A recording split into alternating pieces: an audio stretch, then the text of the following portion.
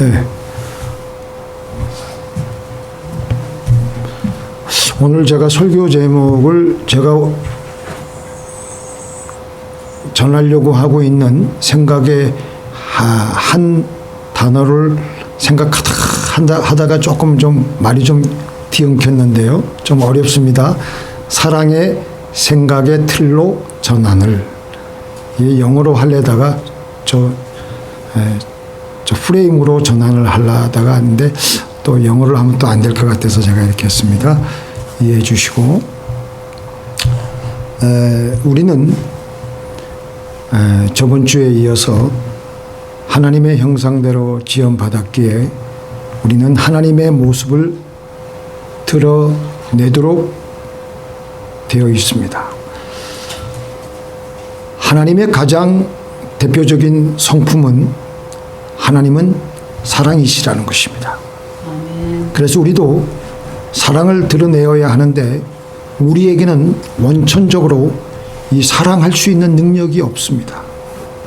그러니까 하나님을 나타낼 수 있는 능력이 애초부터 없는 것입니다. 왜 그러냐면은 아담과 하와의 타락 이후로 하나님과 연결선이 끊어지게 되어서 더 이상 하나님의 사랑이 우리에게 흘러 들어오지 아니하므로 우리는 죽어 있기 때문에 우리에게서는 사랑이 나올 수가 없는 것이죠. 우리가 흔히 강단에 생화라고 해가지고 강단에 꽃꽂이로 갖다가 놓고 우리는 이거를 귀하게 여기고 아름답게 여기지만 사실은 이게 생화가 살아있는 꽃이 아닙니다. 여기 이거 말고 원래 우리 예전에 그 강단에 꽃꽂이 할 때 여기는 그래도 지금 다 지금 있는데 그 꽃들을 보면은 밑에 일시적으로 물기가 있는 동안에는 살아있는 것 같지만 밑둥지가 끊어져 있어서 사실은 살아있는 것이 아닙니다. 우리도 우리 육신이 살아있으니까 지금 살아있는 것 같지만 우리의 뿌리이신 하나님과 연결되어 있지 않으면은 우리는 살아있는 것이 아니에요.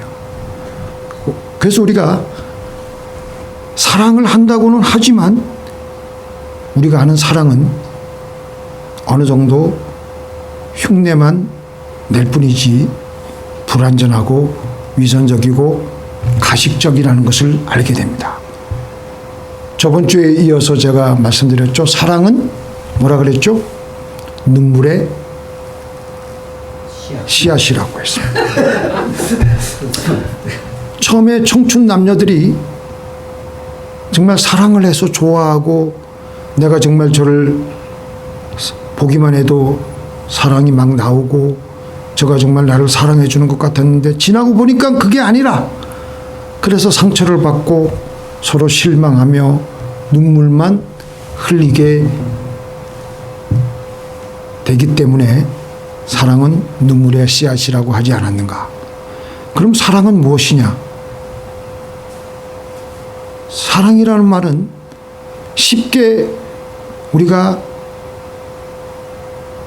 할 수 있는 말은 아닌 것 같아요. 아무리 생각해도 가장 치명적인 사실은 우리는 사랑할 수 있는 사람들이 아니에요. 사랑할 수 없어요. 하나님이 오늘 우리가 본문에서도 읽었듯이 하나님이 나를 먼저 사랑했기 때문에 하나님이 나를 사랑하신다.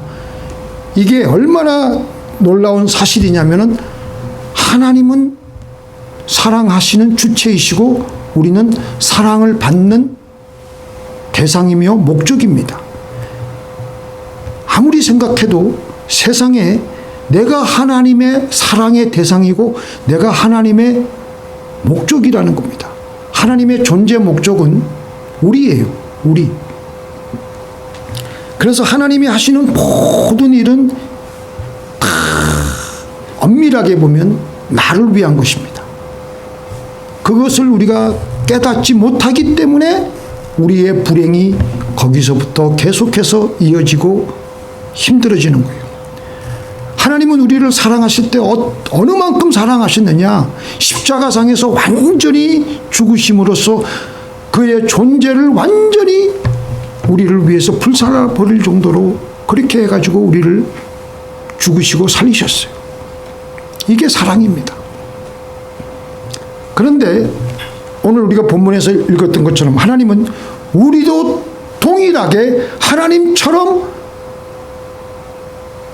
사랑의 사람이 되기를 원하셨습니다.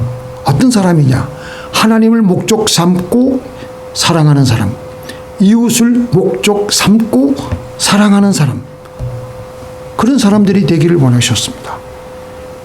하나님이 우리를 그렇게 나를 목적 삼아서 나를 그렇게 짝사랑하시고 나를 정말 사랑하시는데 그 사랑을 우리가 감전이 돼가지고 깨달아서 감전이 되어진다면은, 그래서 우리도 하나님이 사랑한 것만큼은 안 돼도 그래도 하나님을 목적으로 삼고 하나님을 사랑하면은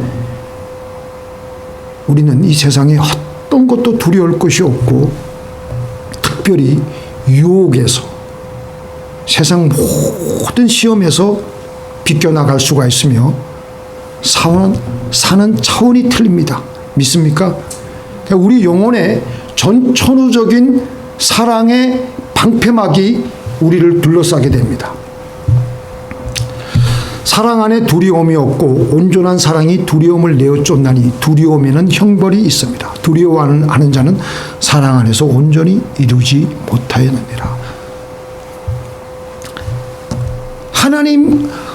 하나님이 우리를 그렇게 사랑하신 것을 우리가 깨달아서 하나님 사랑에 너무 취해가지고 너무나도 눈물이 나고 감격적인 마음을 가지고 하나님을 다시 우리가 사랑하면은 우리 영혼에는 아이언돔이 딱 이렇게 설치가 되는 거예요.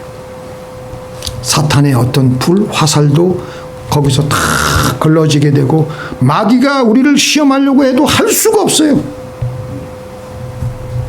하여간에 하나님께서는 하나님이 우리를 사랑하신 것처럼 우리도 하나님을 사랑하기를 원하십니다. 사랑은 서로 주고받는 것이니까요. 창세기 12장 2절에 보니까 이런 말씀이 있습니다. 우리 믿음의 조상 아브라함을 불러서 하나님께서 하신 말씀이에요. 내가 너로 큰 민족을 이루고 내게 복을 주어 내 이름을 창대케 하리니 너는 복의 근원이 될지라. 제가 우리 아이들에게 종종 강조하는 것인데요. 너는 복의 근원이 되어야 된다. 너 혼자 잘 먹고 잘 사는 것이 아니라 너로 인해서 다른 사람이 복을 받을 수 있는 존재가 되어야 된다. 여기 복은 영어로는 블레싱입니다. 그 어원은 블리딩입니다. 블리드는 피를 흘리다에서 왔습니다. 그렇기 때문에 진정한 복은 남을 위해서 피를 흘려주는 사람이 복 있는 사람이에요. 복 있는 사람은 남을 사랑하는 사람이에요. 복 있는 사람은 남을 위해서 희생하는 사람입니다. 복 있는 사람은 남을 위해서 죽어줄 수 있는 사람. 그 한 사람이 몸담고 있는 그 조직에서 그 주변에 있는 사람들을 섬기며 사랑하며 희생하고 죽어주니까 그 주변에 있는 사람들이 다 복을 받는 거예요. 요셉이 보디발의 집에 종으로 팔려갔을 때 그 집에 우리가 성경을 안 봐도 우리가 화납니다. 남이 보든 안 보든 자기 하나가 기꺼이 수단이 되어가지고 아침부터 구석구석 청소를 하며 다른 사람들이 쉴 때도, 그리고 가장 하기 싫은 일도 도맡아서 하니까 뭔가 빛깔번쩍해지니까 보디발이 눈여겨본 거예요. 그렇게 희생하니까 보디발의 집이 복을 받고 보디발 집에 있는 사람들이 복을 받는 겁니다. 그래서 우리가 어느 조직이든지 어느 가정이든지 한 사람만 딱 죽으면 그 조직이 살아납니다. 그 가정이 살아나요. 한 사람이 죽으면 돼. 믿습니까? 아멘. 안 죽어서 문제지. 그래서 이 하나님의 정말 죽으라는 게 아니고 그죠? 이렇게 하나님의 사랑이 흘러 들어가는 곳마다 생명이 움트기 시작하며 그 주변은 살아나게 되는 겁니다.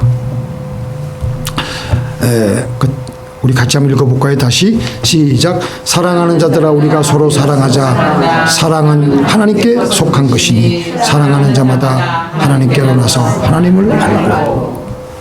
사랑은 하나님께 속한 것입니다. 우리 것이 아니에요. 우리에게는 원래 사랑이 없습니다. 하나님에게만 있습니다. 세상은 우리에게 사랑을 주는 곳이 아닙니다. 주님께서 제자들을 보낼 때도 너희를 이리 때와 같은 곳에 보낸다고 말씀하지 않으셨습니까? 세상은 약육 강식만 존재하는 곳입니다. 강자가 약자를 짓밟고 이용하고 갑질하고. 갑질이 왜 나옵니까? 다 자기가 자기 사랑에만 취해서 살아가기 때문에 사랑이 아니고, 그러니까 갑질하는 거예요.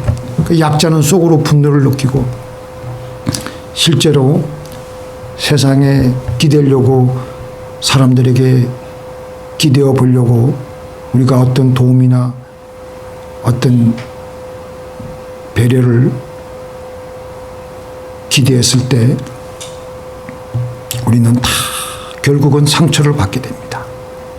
사람만 그런 게 아니라 나 자신도 그렇습니다. 내가 수단이 되어서 내가 남을 위해서 죽고 그를 살린다. 내가 그를 목적으로 삼고 그 진정한 사랑을 한다. 이거는 우리에게서는 죽었다 깨어나도 우리는 안 됩니다. 그게. 요한일서 3장 16절 그가 우리를 위하여 목숨을 버리셨으니 우리가 이로써 사랑을 알고. 그래서 우리가 사랑을 체험할 수 있는 것은 오직 하나님 예수 그리스도의 십자가 안에서만이 진정한 하나님의 사랑을 발견할 수 있습니다. 사랑은 하나님께 속하였기 때문에 하나님으로부터 나오는 그 사랑을 우리는 첫 번째로 우리는 먼저 공급받아야 돼. 그래서 로마서 5장 5절에 보니까 소망이 부끄럽게 아니함은 우리에게 주신 성령으로 말미암아 하나님의 사랑이 우리 마음에 부은 바 됨이니. 하나님께 나아가면요, 하나님은 우리에게 성령을 부어주시는데 성령이 뭐예요? 사랑입니다. 사랑이에요. 우리는 이 사랑을 하나님으로부터 받아야 됩니다. 먼저 소양강 댐에 소양강 그 댐을 거대한 댐을 다 짓고 나서 거기다 물을 채우는데 장장 7년이 걸렸다고 합니다. 7년 동안은 이 소양강 댐을 짓고 나서 물을 받기만 하고 내보내지 않은 거예요. 7년이 지나고 나서 꽉 채워지고 나서야 그 다음에 필요할 때마다 물을 내보내기 시작했다라는 것입니다. 우리도 먼저 받아야 됩니다. 예배를 통해서 기도와 찬양을 통해서 하나님의 사랑을 받아야 돼. 신령과 진정으로 하나님께 예배드릴 때 하나님의 사랑이 우리의 영을 통해서 쫙 부어지는 겁니다. 그리고 나서 헌신할 수 있어요.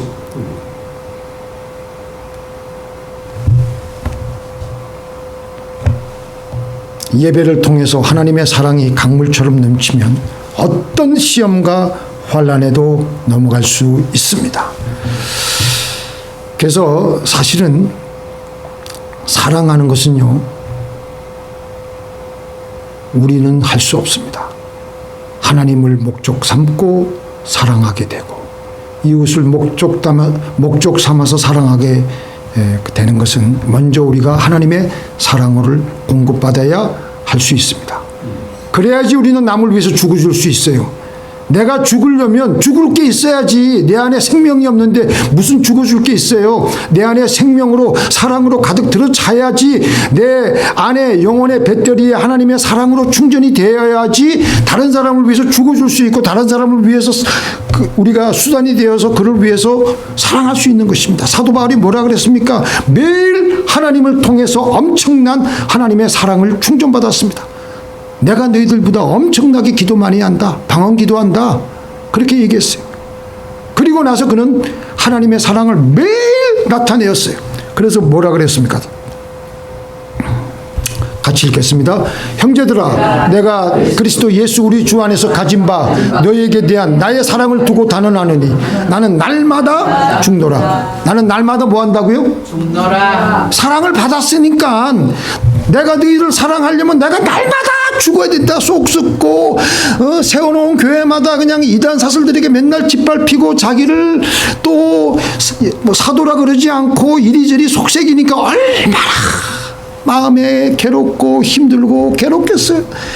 그러니까 사도 바울이 그렇게 기도를 많이 하고 나서 하나님의 사랑으로 충만히 사랑으로 생명으로 채운 다음에 나는 날마다 죽는다.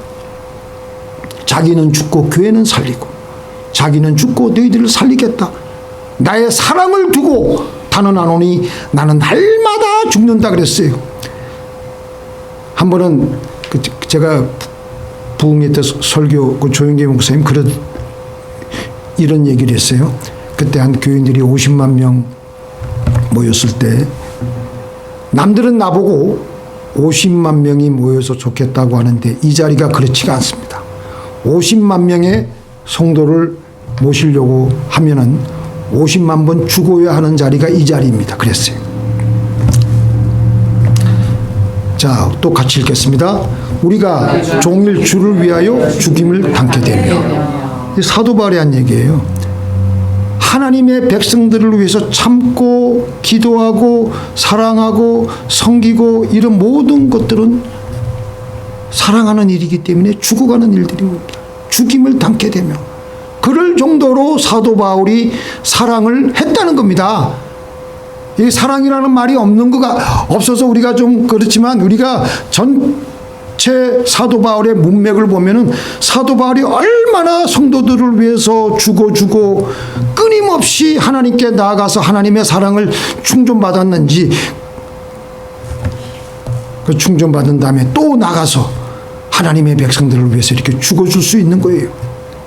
우리 영혼에 이 생명과 사랑이 충전되지 않으면 우리는 절대 죽을 수가 있는 존재가 아닙니다. 생명과 사랑이 100% 충전되어 있으면 우리는 남을 위해서 죽어줄 수 있고 사랑할 수가 있습니다. 마지막으로 우리는 이 생각의 프레임, 생각의 구조를 확 바꿔야 됩니다. 확. 하나님의 생각과 우리의 생각은 항상 거꾸로예요. 제가 볼 때는. 그렇게 생각하지 않으세요? 아멘. 하나님께서 집 짓는 것과 우리 인간들이 집 짓는 순서도 거꾸로예요. 하나님은요, 성막 지을 때도 보면 거꾸로 집을 지으셨어요. 위에 지붕부터 지으셨어요. 성막 덕벽에부터. 근데 우리 사람들은 집 지을 때 어떻게 지어요? 밑에서부터 기초공사하고 밑에서부터 차근차근 위로 하나씩 올라가지. 하나님은 거꾸로요. 하나님은 위에 지붕부터 짓는다니까. 오늘 저기 성막 짓는 그 순서 나오는 저기 출애굽기 한번 읽어보세요. 하나님의 생각은 우리가 목적이에요. 우리를 목적으로 삼으시고 우리를 모든 일을 하실 때 우리를 사랑하심으로 일을 하시는데 우리는 거꾸로 나를 목적으로 삼고 살아가. 이게 우리 생각이에요. 그러니까 하나님의 생각의 틀과 우리의 생각의 틀이 늘 거꾸로예요. 사람이 어떤 진영 논리라는 생각의 틀에 프레임에 갇히면 참 빠져나오기 힘듭니다. 제가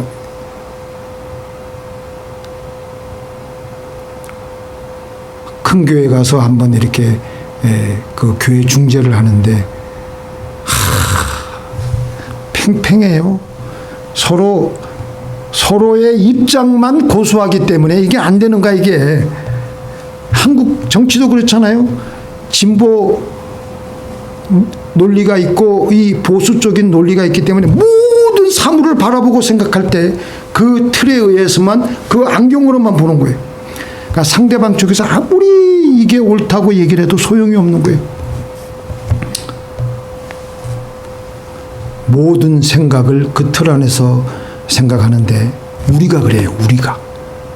아담 이래로 타락한 우리 사람들의 본성은 마귀가 덮어씌운 진영 논리의 생각의 구조에 갇혀 있습니다. 그게 뭐냐? 나를 목적으로 사랑하는, 그리고 하나님도 나의 수단, 나의 이웃들도 나의 수단이 되어서 어떻게 쓰든지 이용해가지고 내가 좀 더 이익을 보려고 하는 치명적인 저 프레임에 걸려서 생각하고 그렇게 살아가고 있습니다. 무슨 일을 해도 그렇게 생각이 돌아가요. 다른 사람들을 그렇게 섬기고 사랑한다고 떠들어 제끼고 하지만 결국은 본인 사랑으로 자기도 모르게 그렇게 흘러갑니다. 구체적인 것은 제가 얘기하지 않겠지만 한 교회에서 수십 년간 섬겼던 교육자들, 저를 비롯해서 마찬가지입니다. 자기 자신을 섬기는 이 마귀가 덮어씌운 생각의 프레임에 빠져있는 있을 수가 있기도 하고 있는 경우를 발견할 수도 있습니다. 우리는 안 빠진다고 하지만 자기도 모르게 나를 섬기기 위해서 나의 모든 것들이 그렇게 움직입니다. 자, 우리 한번 제가 읽어드릴게요. 그날에 많은 사람들이 나더러 이르되 주여 주여 우리가 주의 이름으로 선지자 노릇하며 주의 이름으로 귀신을 쫓아내며 주의 이름으로 많은 권능을 행치 아니하였나이까 하리니 그때 내가 저에게 밝히 말하되 내가 너희들을 도무지 알지 못하니 불법을 행하는 자들아 내게서 떠나가라 하리라. 여기서 한 가지 우리 예수님께서 하실 법한 말씀은 내게서 썩 떠나가라 고 하셨을 것 같아. 하나님을 사랑하고 사람들을 사랑하기 위해서 처음에는 그렇게 하나님의 일에 뛰어들었지만 일을 하다 보니까 자기도 모르게 타성에 젖어들어서 어느새 자기를 목적으로 섬기기 위해서 살아가는 삶으로 바뀌어버린 어느 교육자의 실태를 얘기한 거예요. 저도 여기에 마찬가지입니다. 그것을 깨뜨려 보고 계시는 하나님께서 내가 너희를 도무지 뭐 한다고요? 모른다. 알지 못한다. 불법을 행하는 것들아 떠나가라.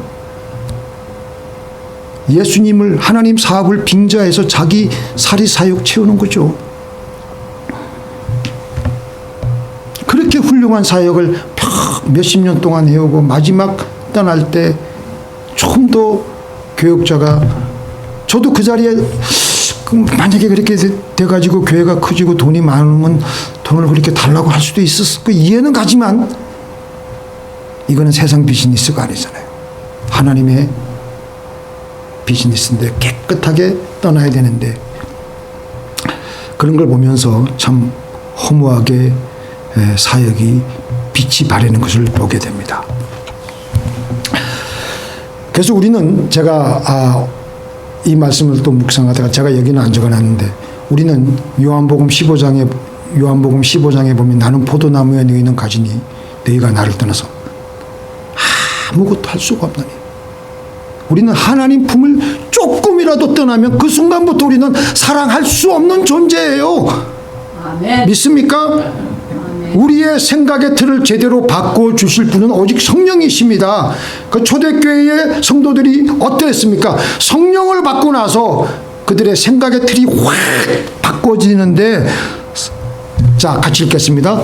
믿는 무리가 한 뜻이 되어 모든 물건을 서로 통용하고 제 재물을 조금이라도 제 것이라 하는 이가 없더라.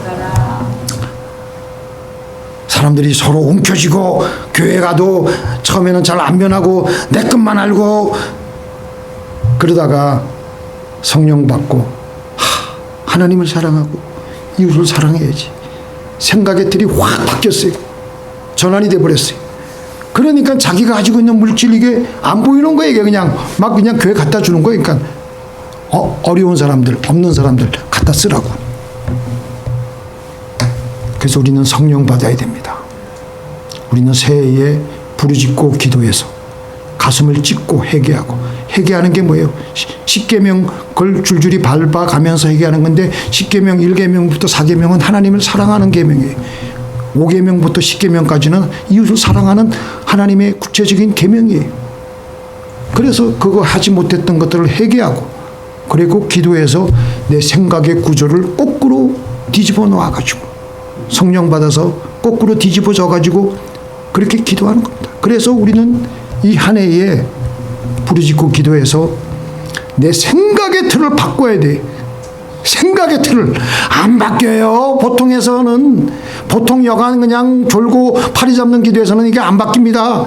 부르짖고 나 가슴을 치고 찢고 때로는 볼펜을 가지고 여기 허벅지를 치고 그래야지도 바뀌어야 질동말동. 우리 박 목사님처럼 여기 짐을 한 바퀴 돌면서 기도하면 더 효과적일 것 같아. 그렇게 부르짖지 않으면요, 마귀가 은밀히 올가매놓은 나를 목적으로 삼고 나를 섬기려는 생각의 틀에 우리는 갇혀가지고 기도를 해도 기도가 메가리가 안 잡히고 기도의 줄이 안 잡히고 뚫고 나오지를 못하고 그래서 생각의 구조가 바뀌질 않는 거예요. 부르짖을 때 마귀가 쳐놓은 것들이 다 뚫려집니다. 하나님께 장시간 기도해서 성령 받고 성령의 충만함을 받고 내 자아의 틀, 내 생각의 틀, 마귀가 쳐놓은 생각의 치명적인 나만을 목적으로 섬기려고 하는 틀을 깨고 나와서 하나님을 나의 사랑의 목적으로 삼고 이웃을 나의 사랑의 목적으로 삼고 나아가시는 귀한 2023년 새해가 되시기를 예수님의 이름으로 축원드립니다.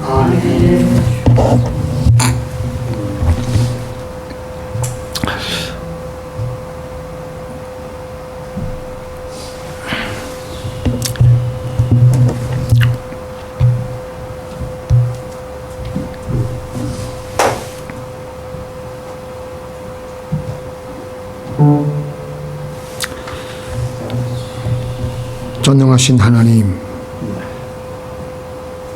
우리에게 성령의 기름 부음을 주셔서 하나님의 사랑으로 가득 들어차게 하여 주셔서 우리의 생각의 틀이 하나님의 생각과 조정이 되고 하나님의 생각으로 바뀌어져서 모든 만물들을 바라볼 때 하나님을 먼저 사랑하고 이웃을 나의 목적으로 삼고 섬기는 우리들이 되는 귀한 한 해가 되게 하여 주시옵소서. 예수님의 이름으로 기도를 드리옵나이다.